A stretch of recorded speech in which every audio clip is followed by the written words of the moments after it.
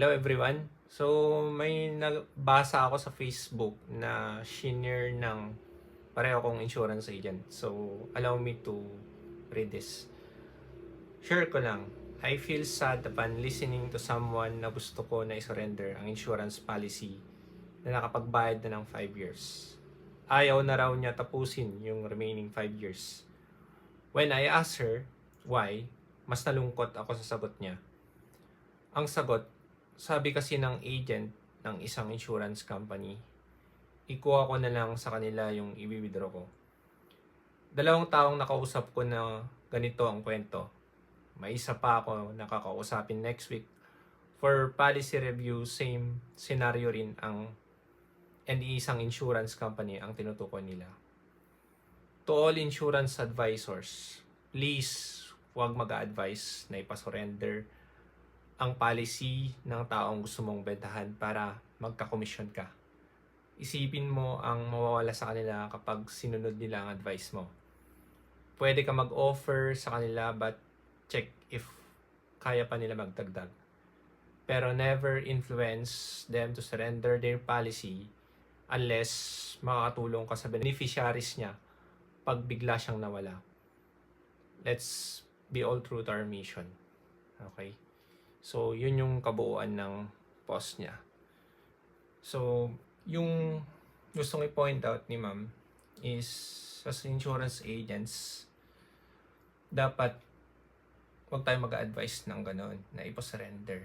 Kasi, based sa research ko kanina, pag sinurrender mo yung policy mo, so bibigyan ko muna ng pros.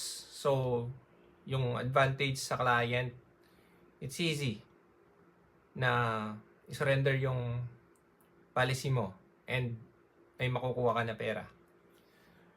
But yung disadvantage niya is may 3 na titignan. Okay. So, unang-una, napaka-minimal lang yung return kapag sinurrender mo yung policy mo. Okay? Pangalawa, is may tinatawag na charges. Okay? Merong babalik sa'yo na pera, yung surrender cash value na tinatawag. Pero, yung charging fees is aabot ng 10%. Okay? Lastly, yung contestability period. Yung contestability period is most of the companies 2 years. Yung contestability period, i-discuss na lang natin sa ibang araw. Okay? So, ang gusto ko lang ding i-point out dito is sa mga kliyente na merong existing policy, please don't surrender your policy kung sinasabi ng isang insurance agent. Kasi, isipin nyo po yung mga cons na sinabi ko. Okay? Balikan lang natin yung napaka-minimum ng magiging return of investment. Maliit lang po. Okay? Pangalawa, may mga surrender charge na ipapato yung company. Okay? Pangatlo,